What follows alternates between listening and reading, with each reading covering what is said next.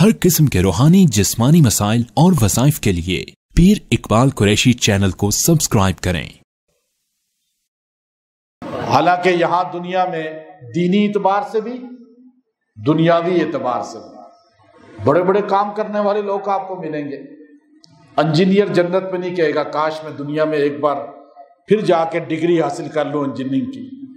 Doctor نہیں کہے گا کہ کاش میں دنیا میں ایک بار چلا جاؤں ڈاکٹری کی دوبارہ ڈگری لے لوں یا کوئی ہاسپٹل بنا لوں۔ سائنسدان نہیں کہے گا، اسی طرح تاجر نہیں کہے گا، زراعت والا نہیں کہے گا، دیگر دنیا کے فنون والا نہیں کہے گا۔ دین کے کام کرنے والے بھی بہت لوگ ہیں۔ مدرس ہے، حدیث پڑھا رہا ہے، جنت میں جا کے نہیں کہے گا کہ میں کاش ایک بار دنیا میں چلا جاؤں، میں جا کر واپس وہی کام کروں، بخاری شریف پڑھا لوں، ترمذی پڑھا لوں، یا فن کی کوئی کتاب منطق کی پڑھا لوں، اصول شاشی پڑھا لوں، یا تفسیر پڑھا لوں۔ امام ہے، بہت بڑی مسجد ہے اس کا، کعبے کا امام ہے، وہ نہیں کہے گا جنت میں کہ میں ایک بار واپس چلا جاؤں کعبے کا امام بن جاؤں، دوبارہ مدینے کا امام بن جاؤں، مسجد نبوی کا۔ تبلیغ کا کام کرنے والا نہیں کہے گا کہ میں ایک بار دنیا میں واپس چلا جاؤں بس تبلیغ کا کام کروں۔ مؤذن نہیں کہے گا میں اذان دوں ایک بار دنیا میں واپس چلا جاؤں۔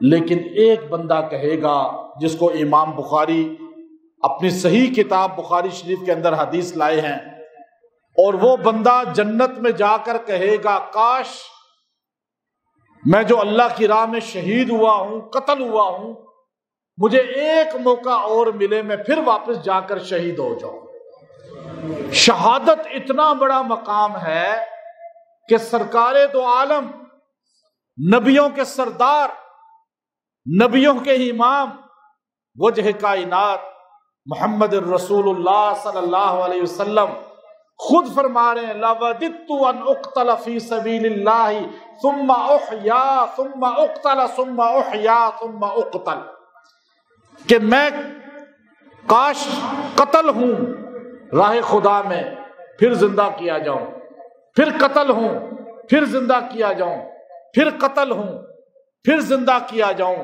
یہ منصب ایسا ہے کہ نبی بھی اس کی دعا کر رہے ہیں۔ شہید کا مقام کوئی نہیں پا سکتا، کوئی بندہ بھی نہیں پا سکتا۔ بعض لوگ کہتے ہیں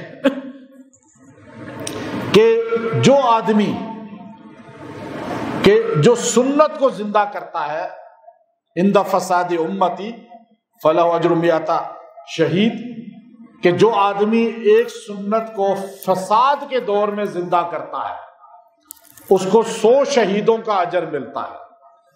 100 شہیدوں کا۔ ایک آدمی کہے جی تو 100 شہیدوں کا اجر مجھے، میں اس فتنے کے دور میں سنت زندگی کر لوں گا۔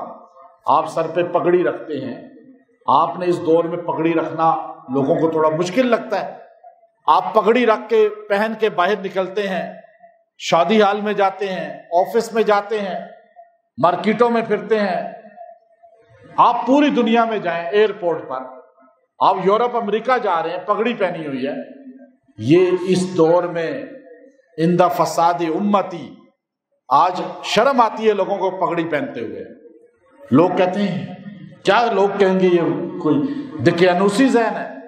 آپ کہ نہیں، یہ میرے محبوب کی سنت ہے، اللہ کے محبوب کی سنت ہے، میں اس کو زندہ کروں گا۔ آپ نے پگڑی پہن لی، آپ نے داڑھی رکھ لی، مشکل لگتی ہے داڑھی رکھنا، شلوار ٹخنوں سے اوپر کرنا مشکل لگتی ہے، کرتا شلوار پہننا مشکل لگتا ہے، عورت کو برقع پہننا مشکل لگتا ہے۔ اب آپ نے، عورت نے برقع پہن لیا، مرد نے داڑھی رکھ لی، پگڑی پہن لی، تو اس فساد کے دور میں یہ کرنے والے کو 100 شہیدوں کا اجر ملے گا۔ آپ نے خالی پگڑی نہیں پہنی، 100 شہیدوں کا اجر بھی پا لیا۔ آپ نے داڑھی نہیں رکھی خالی، 100 شہیدوں کا اجر بھی۔ عورت نے برقع نہیں پہنا، پردہ نہیں کیا، گھر کے کونے میں جا کے نماز پڑھ رہی ہے عورت۔ مرد جو ہے سنت کو زندہ کرنے کی کوشش کر رہا ہے، آپ کو 100 شہیدوں کا اجر اب بندہ کہے جی 100 شہیدوں کا اجر مل گیا ہے، مجھے جہاد میں جانے کی کیا ضرورت ہے؟ یاد رکھیے گا یہاں 100 شہیدوں کا کیا کہا؟ اجر ملے گا، رتبہ نہیں ملے گا 100 شہیدوں کا۔ رتبہ اور چیز ہے، اجر اور چیز ہے۔ رتبہ اور اجر میں فرق ہے۔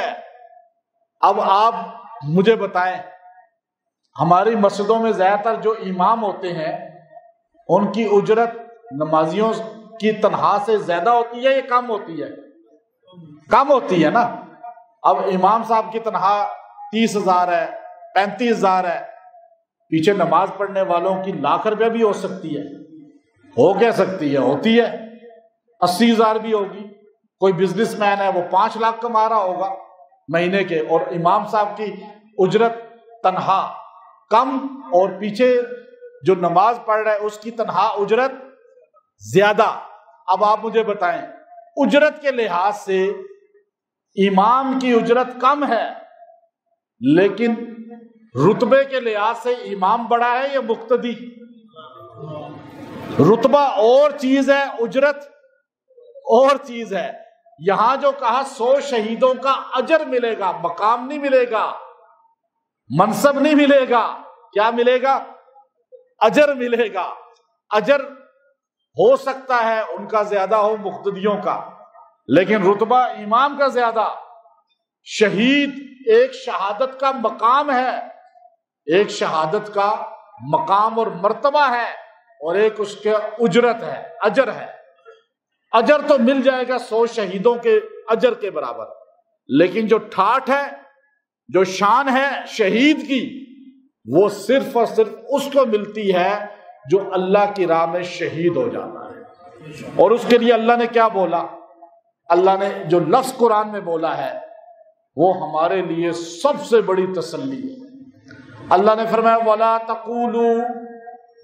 تَقُولُوا لِمَن يُقْتَلُ فِي سَبِيلِ اللَّهِ أَمْوَاتٌ، مت بولو جو اللہ کی راہ میں قتل ہو جائے، شہید ہو جائے، اس کو مت بولو مردہ، مت کہو یہ میت ہے، ڈیڈ باڈی ہے۔